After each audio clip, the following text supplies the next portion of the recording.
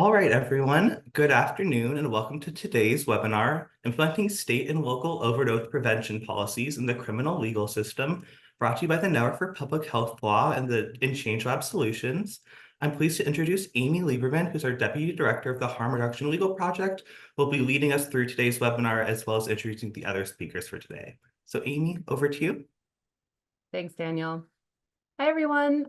As Daniel said, this is the second in a series of 4 webinars about implementing harm reduction policies in various sectors. We spoke before about the community sector, and this webinar is mostly on policies in the criminal legal system or affecting the criminal legal system. We have 2 more upcoming webinars that I believe Liz is going to mention later. I would like to coming up, we'll have a speaker from ChangeLab, Liz Olson, and our special guest speaker today is Tracy Gardner from the National Black Harm Reduction Network. And I will be asking some questions of Tracy, and then at the end there will be time for questions from you all. If you could please put questions in the Q&A, that would be great, and we will take a look at those later. The Network for Public Health Law's Harm Reduction Legal Project works to address the legal and policy barriers that impede the establishment and expansion of evidence-based harm reduction measures. And we provide guidance and consultation to governmental and non-governmental organizations, as well as impacted individuals, to help them navigate the confusing mass of laws and regulations that hamper harm reduction initiatives.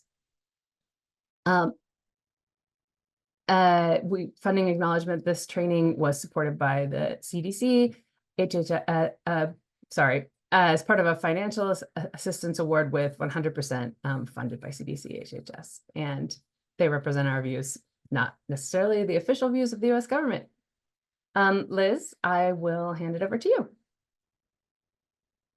Thanks so much, Amy. Hi, everyone. And thank you so much for being with us today. We're really grateful that you've joined us for this conversation. My name is Liz Olson, and I'm a senior policy analyst with ChangeLab Solutions. For those who may not know us, ChangeLab is a nonpartisan, nonprofit organization that uses the tools of law and policy to advance health equity. We partner with communities across the nation to improve health and opportunity by changing harmful laws, policies, and systems. Our interdisciplinary team works with community organizations, governments, and local institutions to design and implement equitable and practical policy solutions to complex health challenges. Today, if you could advance to the next slide, Amy, thank you. Today, we are excited to introduce 2 new resources that we've developed with support from CDC and in partnership with the Network for Public Health Law. They highlight state and local policy strategies to reduce overdose and other drug-related harms. The policy guide pictured on the left of this slide highlights a range of state and local policy strategies, outlining the details of potential options for new policy or changes to existing policy to help mitigate the overdose crisis.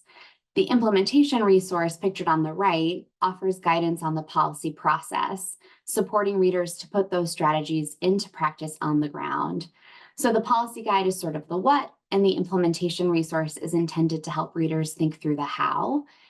They are both now available on the ChangeLab Solutions website, and I will share the link in the chat in just a little bit. So in addition to these 2 resources, another resource was developed by our partners at the National Association of Counties, NACO, for this project. It highlights 5 counties using opioid settlement funds to advance health equity, detailing the steps they've taken in the early years of payments from the master settlement, and highlighting some considerations for other localities. That resource is available on NACO's Opioid Solutions Center website, which offers many other valuable resources to support local leaders in their prevention and crisis response work. And I will share that link in the chat as well. So for a bit of context on how the policy guide and implementation resource were developed, I'll share that our team used a couple of different methods to identify the strategies outlined in the documents, including First, an initial scan of peer-reviewed and gray literature to identify existing overdose prevention policies implemented in our 4 focus sectors: healthcare, criminal legal, schools, and community. Interviews with 22 experts across those sectors who work in a variety of state and local contexts across the nation, including as researchers, healthcare practitioners, policymakers, community-based organization and government agency staff, and policy experts and advocates. Many also shared their perspectives as people with lived experience, and we're extremely grateful to each of them for sharing their expertise with us. Those insights are really foundational to the materials, and you'll hear some of their quotes today from Amy.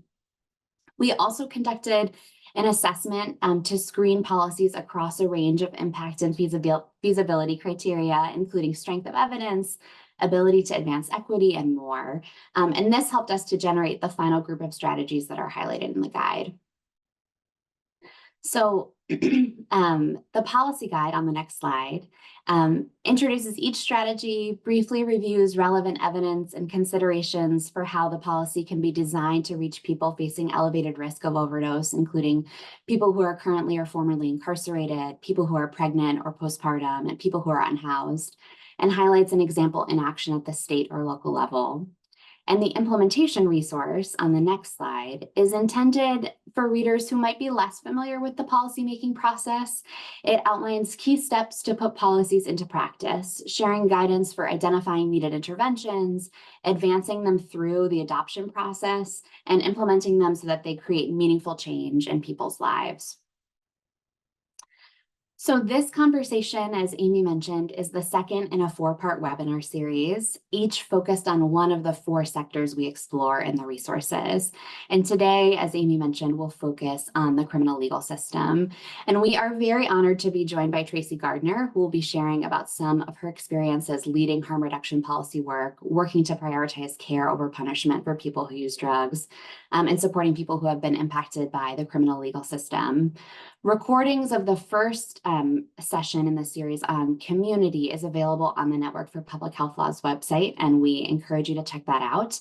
And we also encourage you to join us for the next 2 conversations in the series. The third on healthcare is coming up later this week, and the next on schools is next week. So we hope that these materials and this conversation will be useful in your work, and we're really excited to engage with all of you. Thank you so much again for being here. And with that, I will pass it back to Amy. Thanks, Liz. Yeah, so as Liz mentioned, one of the key portions of preparing these guides was these key informant interviews, of which Tracy was one of our interviewees. And some very specific themes came out of these interviews. First theme that we noticed was that law and policy changes are obviously critical to making progress in overdose prevention. There's a structural change need. All these quotes on these slides, and the slides will be available after when the recording becomes available, but are from key informants that we interviewed, bringing up these topics. So, this interviewee said that many of the things we're dealing with are the results of or exacerbated by wealth inequality. And there's navigating the harm that poverty has on the people we're trying to serve and keep safe is impossible. It's the idea that this is a systemic problem. Existing law and policy pose a barrier to overdose prevention, and we really need to end the criminalization of the person. The ways that we criminalize people who use drugs acts as a disincentive for them to be able to get treatment, and ensnares them in the criminal legal system, which just makes it harder to live a dignified life and more likely to die from overdose. Substance use disorder should be treated as a medical condition first, was another theme, but specifically that healthcare needs to be evidence-based. And one of our informants told us a story about the case of a woman who was pregnant and didn't want to try medication because she knew it would lead to a child welfare filing at delivery. But before she could do that, she overdosed, and she and the baby both died. Overdose prevention is distinct from recovery needs and treatment of substance use disorder. We need to support both those in recovery and those currently using drugs. That's been historically that recovery or people with the past tense experience are prioritized. And they have a wealth of knowledge to share with us. But people who are currently using drugs need support and also are going to be able to tell us what is actually needed in the community at this moment. Overdose prevention centers are another place where this kind of prevention can happen, especially with the increasingly lethal drug supply we're seeing here. Structural racism is a significant driver of inequitable outcomes for drug policy, and we have to call out the racist basis of the war on drugs. There's way too many communities in this country where calling 911 for a medical emergency is synonymous with calling the cops. Sometimes that's enough of a deterrent in the moment of an emergency, and people will choose not to call 911 because of previous interactions with the police, often also based in racist policies. Drug overdose can often be best prevented by addressing social determinants of health. Drug use is an outcome of poor health and poor access to resources, not the driver. One of our interviewees spoke about the housing first model, where people with substance use disorder and housing instability are offered housing and not kicked out because they continue to use. And it seems to be effective to allow people to have a more autonomous life and have more control over their surroundings. And as I said before, lived experience is key, but also living experience. We need to listen, we need to hear people who tell us about their experiences and tell us about what they need. What we really have to do is start with the people with lived experiences, put them in the driver's seat, and build out from there. And of course, sustainable and attainable funding is essential for implementing policy solutions, especially for employee stability and retention. These funding and grant contracts operate on a very short cycle, so you're constantly chasing your tail and there's not really any sustainability. You're hiring people who don't have a lot of job protection and you're always at the whims of administration changes. If you think about it, that's not the way we do cancer care. If our oncology model changed every 4 years because of funding, that would be a completely ridiculous way to deliver healthcare. And it's a ridiculous way to deliver care to people who use drugs as well. So as stated, we sort of broke down policies by which sectors they affected. Some policies were involved in multiple sectors, but here are some example policy strategies that we identified from that affect the criminal legal sector. Providing medications for opioid use disorder to people who are incarcerated, naloxone distribution in prisons and jails and upon release, Medicaid enrollment for people who are incarcerated who are upon release, strengthening Good Samaritan laws, amending or repealing paraphernalia laws, and of course, removing criminal penalties from drug possession altogether. There's a wide variety of choices depending on context and needs. There's never going to be no way that you can make things at least a little bit better for people who use drugs and people involved in the criminal legal sector. A specific policy from this sector I just want to expand on a little bit is providing medication for opioid use disorder during incarceration.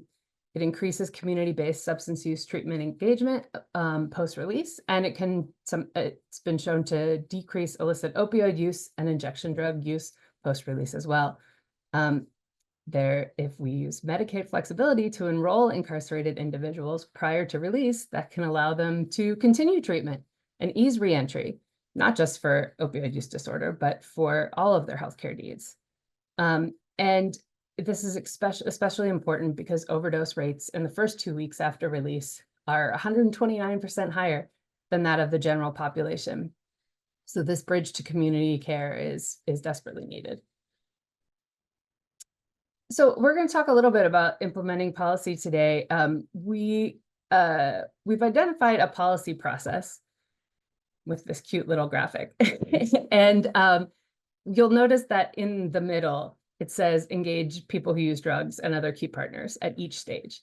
because at no point during this policy identification, plan, selection, adoption, and implementation should we forget who we're doing this for and who should be the driver of the policies that we choose, the plans that we make.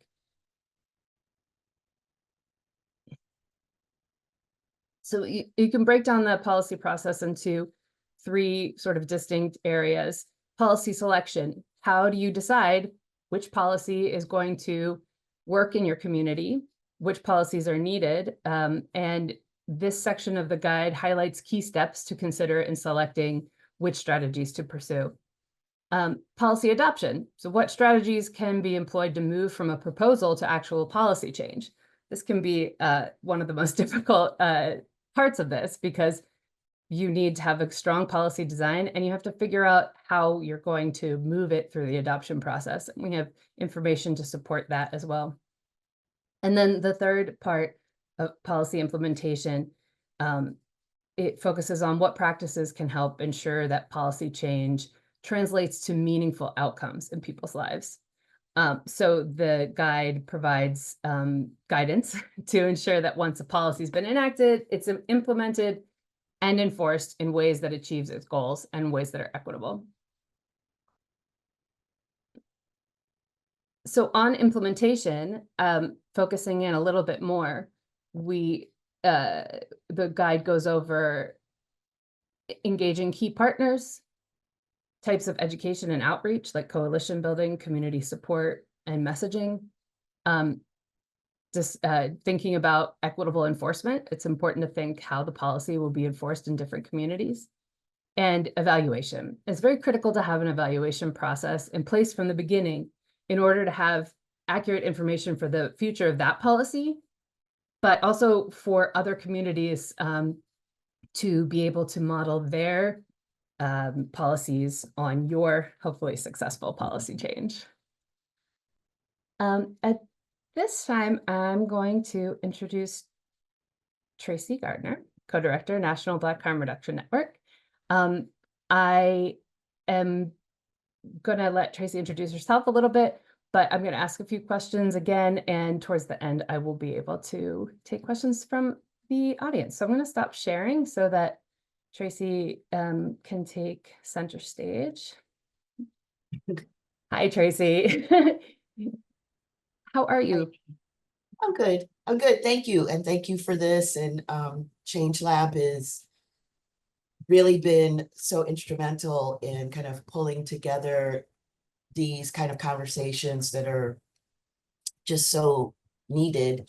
Every time I am involved in these kind of conversations about how we can understand how public policy can either hinder or help respond to the needs of folks who are disproportionately impacted by some kind of health emergency, and then I start feeling old, right? Like I start feeling old because it is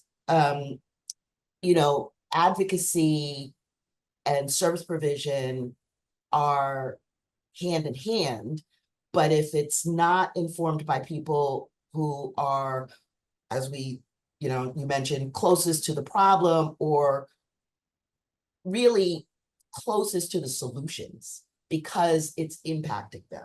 So a little bit about me, and please wave me down. No, that was my first question. Tell me about yourself. Wave me down. So I am currently, as of May 31st this year, the co-director of a new organization called the National Black Harm Reduction Network. Although the idea of Black harm reduction is not new, it actually very much came from the work that was happening by and for people who use drugs impacted by the HIV epidemic, and kind of the need to respond to this health epidemic that was happening around people's behaviors. And I use behaviors in quotes because I don't like the term behavioral health, but I know that we use it to talk about the addiction and mental health spheres. And, you know, my thing is like, if we're going to talk about behaviors, then let's talk about all the behaviors, right? But we have, as a country, have always been weird about sex and drugs. And in not talking about sex and drugs, whether it's not wanting to talk about, you know, pregnancy, teenage pregnancies, or birth control, or abortion rights, and and then of course our history around drug policy, or acknowledging the fact that people use drugs, which includes alcohol. And we've been doing that since, somebody said, since we've been stomping on grapes. And it's just as natural and normal a part of our society and civilization. And yet we have used the tools of public policy and law to really create, you know, suffering, when we can actually do things to improve people's lives and their health and wellness. And so anyway, I'm working, the Black Harm Reduction Network really came about as people who've been working in communities of color and seeing disproportionate impact of HIV and other bloodborne diseases, who felt very much on the outside of the policy maker, stakeholder decision tables, if you will. And so folks would gather at the different harm reduction conferences that have been happening over the last 30 years. And it was always very much predominantly white, predominantly male, predominantly cis. You got, you know, everything. And the folks who met in between the conferences are like, where are we? Where's our voice? Where's our narrative? Where's our experience? And so as recently as 2018, 2017, there was a coalescence of folks who were very alarmed at the narrative of a kinder, gentler approach to what started out as a prescription drug epidemic, and, you know, kind of morphed into what we call the opioid epidemic. And the fact that this, much of our policies in this country were formulated in response to the earlier opioid epidemic, which was heroin. And that we have generally taken a punitive approach to drug users and to, you know, kind of the notion of what is a legal drug versus what is an illegal drug, right? And a lot of hypocrisy, right, in it. So our Natural Black Harm Reduction primarily is kind of speaking to the void of leadership, of a champion, if you will, on the impact of overdose in Black communities around this country, and the intersection, because it's not a singular issue, right? If we, everybody was cured of their addiction problem, there would still be disproportionate harm in these communities because of historic policies and institutional racism and all the things that you talked about earlier. So, you know, I always talk about HIV was my social justice lens, and it showed me a lot of where how public policy was made, whose voices mattered, whose voices didn't, and where there were failures, particularly in systems of care for people. HIV always erupted, always kind of reared its head to demonstrate what wasn't being addressed. Everything from, you know, HIV that was happening among newborns, or HIV among Black and brown women. And most, I think, obviously most relevant is HIV and injection drug users, and HIV and sex, you know, men who have sex with men, and gay men, and this whole idea of, you know, the gay disease. And once things kind of get out in the world with their with the stigma and the stigmatized name and the stigmatized thinking, it's very hard to roll it back. And I think that's a lot of what we're dealing with now. I would be remiss in not pointing out that I am not a lawyer, but I love them, and I have had occasion to work shoulder to shoulder with them. And public interest lawyers in particular taught me almost everything I know about how you use law and policy to create immediate responses. Because prior to 1996, people were getting an HIV and AIDS diagnosis, and then they were dead almost shortly after they got their diagnosis. So urgency and responding to things in an emergency way is also, fortunately and unfortunately, a lot of what is our public health and social infrastructure. We respond to emergencies. We don't really invest in prevention. Yeah. And I learned a lot. Go ahead. No, I was going to say, speaking as a public interest lawyer, we couldn't do anything without advocates. Like, so it's a mutual love fest. Yes, and again, this idea of who does advocacy, and many of the public interest lawyers I grew up with were very much aware that the voices of people who were directly impacted by bad policy were not being engaged and considered. So their role was to elevate the voices. And so that's all I knew. And so in the HIV realm, it was very strange. I came into understanding substance use disorder and the addiction treatment field through HIV. And at the time, it was because folks who were doing harm reduction, trying to, innovate ways to help people who were using drugs reduce their harm of use, and the addiction treatment system was seen as hostile to these individuals based on how it's been structured. It's abstinence or nothing. Go to a 12-step meeting, right? So this idea of what I call health issues of the mind have always been pushed to the side. It's a them. And it is what has informed the unnatural split of our healthcare system that focuses on health issues of the body and pretends, or kind of deals with health issues of the mind in institutional and generally punitive ways, right?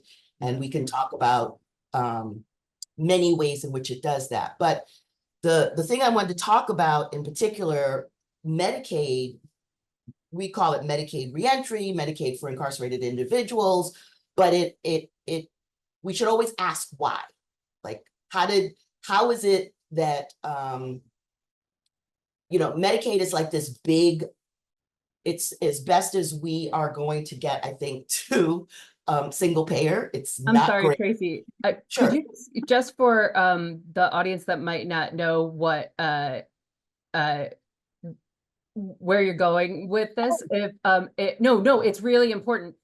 Just if talk a little bit about Medicaid expansion and Sure. And about the waivers for Sure. I'm sorry. No, you're not. You're doing everything. I Actually, just wanted to make sure we have some background.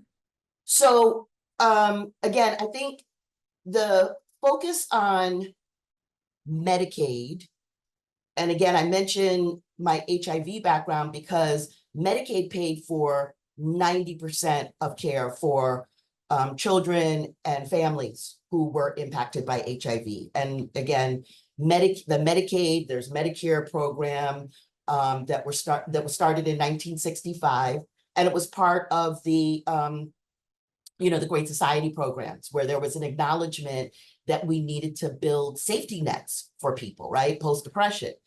And so Medicaid as a government program, and Medicaid as healthcare that is a relationship between the federal government and states to provide care for people.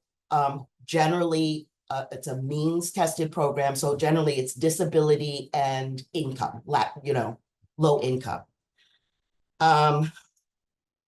there are many laws governing how Medicaid is administered, both by the federal government and in individual states. The two issues that have resonated from its foundation to now are restrictions. Surprise, surprise. One of them is called the inmate exclusion provision, clause, whatever you want to call it. But basically, it forbids Medicaid to be used to pay for care if a person is incarcerated. And that we could have a whole other session about why that was put into place. But the fact is that it was a major element of Medicaid funding, that if you were in jail or prison, you could not have services paid for by Medicaid. And there were some kind of waivers to that, if you will, or exclusions to the exclusion, because many people who end up in the criminal legal system also are struggling with issues around poverty. And so unless you hit the lottery while you were in, I'm sorry, I shouldn't be flip about that, but so Medicaid, generally people who were on Medicaid and ended up in the criminal legal system were arrested. They would lose their Medicaid while they were incarcerated, and then have to, unless they hit the lottery while they were incarcerated, would have to reapply and get back onto it. So again, we're talking like almost 60 years of a program where the understanding of the restriction is built into federal and state law. And that's where we encountered the issue of Medicaid being turned off when you're arrested or incarcerated, and then Medicaid needing to be turned back on. Now, my previous employer, Legal Action Center, which has worked at the intersection of addiction and criminal legal system and HIV, had been working on this issue of Medicaid suspension and Medicaid termination. And again, I don't want to get lost in the wonk of it, but it's where we are today is hard to see what the resistance is unless you understand what the barriers were over the years. And this has really been almost as soon as this inmate exclusion provision was implemented, we've been seeing the folly of it since then. We have whole systems of funding and care that have been developed in the last 60 years that have been workarounds of the inmate exclusion in Medicaid. State, non-Medicaid state and federal dollars have had to pay for things that Medicaid should. And one of them is the care of people in communities who are living at a certain level, poverty level. So when we talk about Medicaid reentry, we talk about how do we ensure that people who had Medicaid before they were incarcerated can have it when they come out. 80% of people who are incarcerated come home again. So it's really very much about a connection between the health of the community that goes into incarcerated settings and then comes out back to the community, not with improved health, because Medicaid can't be used to pay for care while people are incarcerated. And most correctional settings provide the bare minimum of care to those that they have in their custody. I mean, Can I ask a question? Because I mean, this makes sense to me that we shouldn't have that exclusion. But what I know that it's been a process trying to overcome that exclusion. What is the pushback? Why are people, when you and other people like you are going to states and saying this is something that you should consider doing, what are you hearing in response? Why wouldn't they do it? So, everything comes down to money. right? Money, money, money. And on the correction side, right, we're talking about two spheres or fields that don't know each other, health and criminal justice. They think that, and this was our experience in New York in 2014, as the both the ACA, federal Obamacare was being implemented, and some states, including New York, were examining their Medicaid programs to try to reduce costs. And so we, as an advocacy organization, saw the opportunities of the ACA and also looking at how to improve Medicaid outcomes, right? And when we talked to the electeds and appointed policymakers about Medicaid, the correctional health folks said, we don't know anything about Medicaid. And the health folks said, we don't know anything about correctional health. We don't know anything about prisoners or inmates. And that, in that gap, they did not realize that they were serving the same people. So the people who cycle through emergency rooms, shelters, detoxes, 28-day inpatients, who keep going in and out, and generally also spend a lot of time going in and out of the criminal justice system, because of the Medicaid exclusion, the healthcare system did not recognize these people, because the healthcare system is based on Medicaid and Medicaid billing and being able to get revenues from Medicaid to provide care. The correctional health services did not recognize Medicaid because they can't use it to pay for care. So it wasn't so much as pushback as it was, we don't know who you're talking about. And we as advocates and people who are formerly incarcerated and people who are in recovery from substance use disorder had to say, you are serving the same people. And so the discussion about Medicaid reentry was a recognition of the fact that there was a wide swath of people who were being essentially overlooked by both of these fields, right? Yeah. And yeah, I mean, that's kind of the most non-incriminating, if you will, way of putting it. But we also know that a lot of these policies are underwritten by a lot of beliefs about who people are, what they do, and what they need, how they need to be controlled, right? Yeah. So go ahead. No, I was going to say, you mentioned that gap. And I think that one of the things that between, the correctional health and the Medicaid people, and I think that one of the things that we wanted to address with these policy guides is to alert policymaker or people in a position to influence policy about that gap who aren't doing it already, obviously. Not just between those people, but the gap, the folks that are affected by the policies that we make, that you don't, maybe an average government worker is not considering on a daily basis. And I was wondering if you had any advice for people who are not already working with populations like formerly incarcerated individuals or people who use drugs, of how to approach those communities and say, what do you need?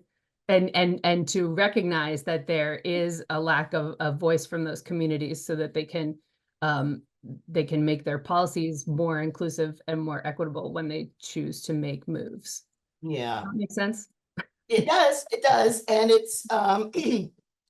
it's kind of an existential issue of what can we do to address the crisis. And we can point to any number of indicators of the crisis. The fact that the overdose deaths, preventable overdose deaths, are happening in Black communities and in Native and Indigenous communities at a rate that is increasing, or definitely sharply increased since COVID, and that rates are going down in certain white communities, but overall rates are going down because people are dying, right? There no, we're not able to count people if they don't exist. We don't track non-fatal overdoses. We don't have a good way of addressing how to intervene. And so part of the challenge, I think, for us as advocates and working in communities and trying to build systems of care is we have to make the connections, draw the lines. And sometimes they're not obvious, right? People think this is always the way it's been, and this is always the way we think it will be. Michelle Alexander's book, The New Jim Crow, fortuitously came out at about the same time that there was the uptick in the prescription pill overdose epidemic. And as people who were moving from prescription pills to heroin, right, started becoming engaged in the criminal legal system, I think the realization of how much of how much we put people with that particular health problem into institutions that are not health focused really became apparent. Like it was a timing thing to come to that awareness. So I was working in New York State Governor's office at about this time where there were many parents who had commercial insurance and who had children who were struggling with substance use disorder, who were in and out of treatment, and who were being told to let their children get arrested so that they could be mandated through drug court to a longer treatment. These are parents who knew nothing about MOUD. These are the parents who sent their children to these kind of halfway houses and other treatment programs in Florida. These are the folks, right? And so I mentioned that to say, we've known about the effectiveness of methadone and Suboxone for quite some time. But because of the belief switching one drug for another is bad, that has infused our criminal legal system, our healthcare system, the children of these families were suffering needlessly when the evidence-based care was available. But because of the stigma and because of the kind of mashing together of drug addiction and the unmentionables, the people we don't like, and certainly the idea of drug users as Black and brown people, whether it's white drug users or not, that belief is still fundamentally in it. So I say that to say that is kind of an example of people, when it hits home, they realize the problem. It is a problem that you have to send your child to jail in order for them to get treatment. But because of public policies that we've developed that support things like drug courts, where a judge would be able to, give you a stick or a stick or a carrot, that became a way for people to get care and treatment. Again, my beloved public interest lawyers, like folks at the Legal Action Center, were able to go to drug court judges and go to criminal legal systems and say, unless you went to medical school, you should not be dictating how people get their care for this particular health issue called substance use disorder, right? And so we are in this big arc of the change and real embrace of substance use disorder and mental health disorders as health issues that impact people, and we need to approach it holistically. We are realizing that, and we're going to look back in 50 years and see how absolutely medieval we have been toward people who have substance issues the fact that we have conflated all substance use with problematic substance use disorder, and that we've developed systems to address that as emergency. Yeah. It really should. One of the issues is methadone was not developed as a medication. It was developed as a recidivism tool because of what was going on with our earlier opioid epidemic. The conflation of heroin users and crime was so powerful that methadone is the only medication that is governed by a criminal justice agency. Yeah, it's an extension. Things that we should be questioning. Why is methadone under the province of the DEA? And yet when I would get methadone, which I did, get methadone from CVS for my mother who had breast cancer, I just walked in and got the methadone. Yeah. I mean, it's not the medication, it's the public policy around the medications. And these are the things that we need to be careful of, because Medicaid for people who are incarcerated and Medicaid that covers medication for opioid use disorder, we don't want to develop a whole new system where the only way you can get that care is in a carceral setting. Right. But if that's where the money can go, that is what we will do if we're not careful. Thanks, Tracy. I could talk to you for several hours. I wouldn't want to make you talk to Go for it. I want to address some of the questions that people have been putting in the Q&A. I'm interested in this one. Someone asked that data shows that historically white people are released from the carceral setting sooner than those who are Black. Do you have any advice about what action steps or policy considerations states can take when designing their 1115 waivers for the inmate exclusion policy to ensure that their programming benefits are equitable and don't benefit white people at disproportionate rates? If you don't have an answer for that, that's a pretty big one off the top of your head. That's fine too. No, it's a good one. Of course, I don't have all the answers. I would love to be the expert who could answer all, but that brings up a particular issue. Hep C was endemic in the carceral populations, again, related to a lot of people's history with injection drug use, with drug use. In New York, we were able to get a law passed that mandated oversight by the health department of the correctional system's treatment of HIV and Hep C. Mandated just that they talk to one another. That happened in something like 2007, 2008, 10 years later.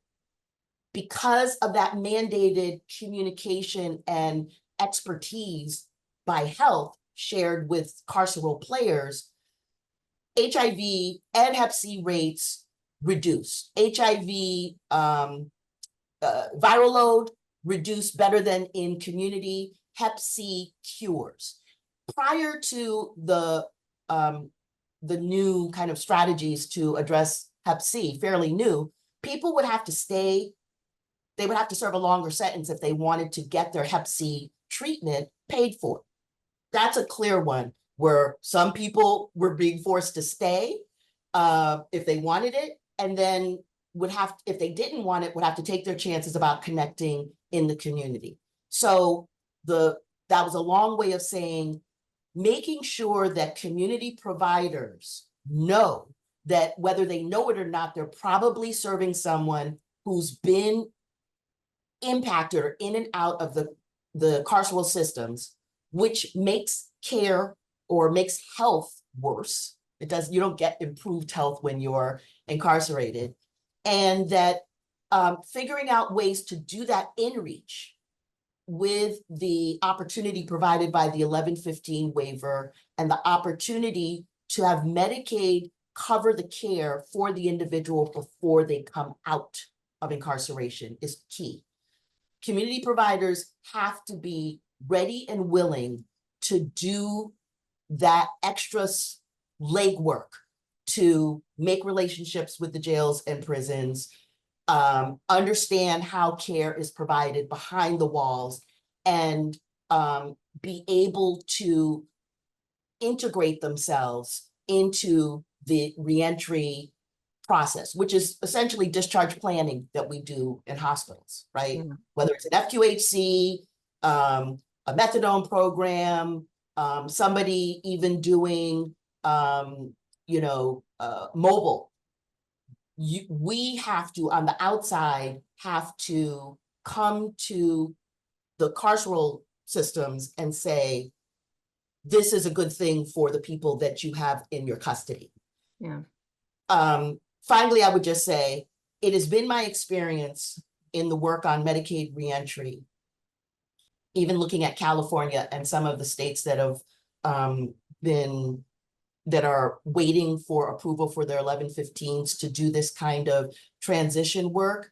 The healthcare field, or the healthcare industry, if you will, is not as eager as the corrections folks.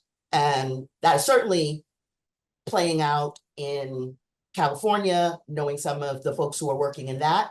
And that has certainly been the case in New York, where there's simply, whether it's a lack of familiarity, not understanding the population, not understanding the infrastructure of healthcare within correctional settings, healthcare needs to be more strongly encouraged to work with the folks that we're talking about. And this is a double whammy, because healthcare institutions and healthcare personnel historically have shown hostility to people who use drugs, people who have drug use histories, and people that they think should be more cared for in a correctional setting.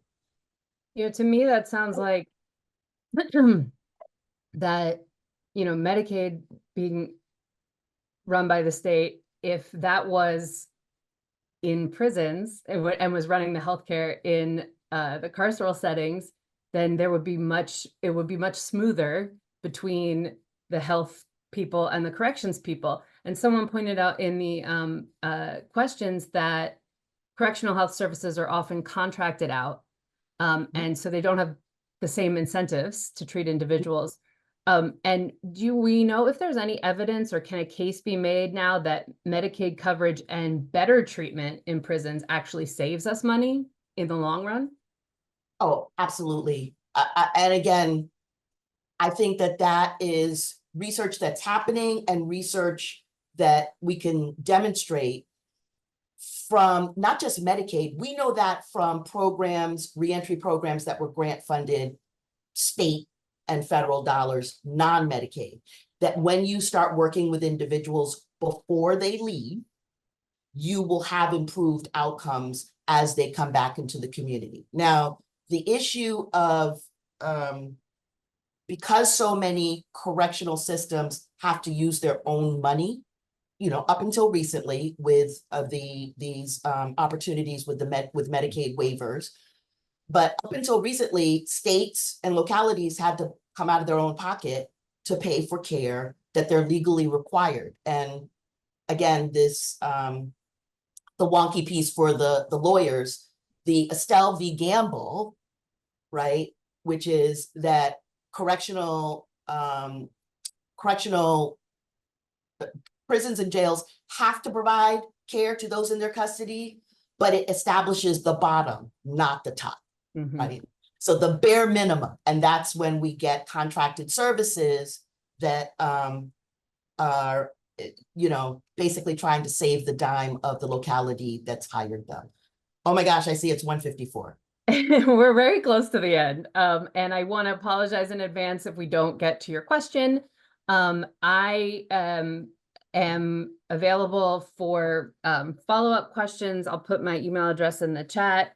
But I also, we have a little bit of time left, and I'd like to address another question about preparing inmates for release. So someone asked, have state and federal correctional facilities provided preventative instructions to inmates with SUD prior to their release to help them not resume pre-incarceration drug dosing and reduce incidents of post-release unintentional overdose. And I think maybe what I want to ask you with that question is what are the best practices about what in terms of harm reduction, in terms of providing that transition back, re-entry. What are the best things that we can, if we're going to continue incarcerating people, what are the best things that tools we can give them on their way out of incarceration to help reduce statistics like how many people die in the first 2 weeks out of release?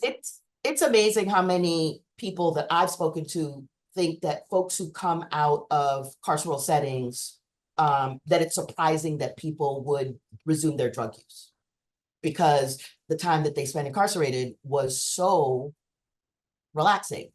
I think some of the best practices are the systems, the correctional systems that are particularly jails, where there is a shorter turnaround time, a shorter stay and a shorter turnaround time, that people are leaving with Narcan, that they're leaving connected to resources, harm reduction, syringe exchange programs, other kinds of low threshold, non-judgmental entities.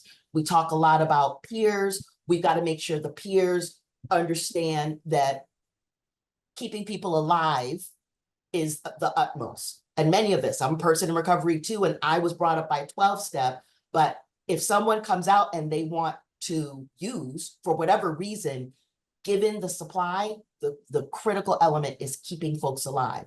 So test strips, all of what I used to call the happy pack, condoms, all of the stuff as people are leaving, right? Because if they're not alive, they can't get housed, they can't get jobs, they can't get any of those things that we say people have to have when they come out. The other piece, of course, which I don't hear discussed enough, is the understanding that agonist medication in bodies gives people a better chance of not dying if they use post-release. And so we're still trying to figure out how to operationalize getting methadone and Suboxone available to people who are incarcerated. And it is very, very difficult to engage correctional staff around needing and wanting medication for your substance use disorder, because we're also going to pretend that people don't use drugs behind the walls. That being said, that is another thing that we're not doing enough about, which is the evidence shows it. If you have agonist medication in your system, you are less likely to die from overdose if you pick up and your resistance to the opioids has gone down while you're incarcerated. That's just medicine in bodies, but we're a ways off of that because of how stigmatized agonist medication is. So I think some of those are some of the best practices, but a lot of it has to do with mindset, and the mindset in correctional setting and in correctional setting and in criminal justice, and I would argue even in healthcare, is you should be striving for abstinence, and people in doing so are dying unnecessarily. Mm-hmm. Yes. Abstinence is definitely, if it's a goal, it needs to be supported, but if you can't do it or you don't want to do it, then you should not be consigned to die. Absolutely. Absolutely.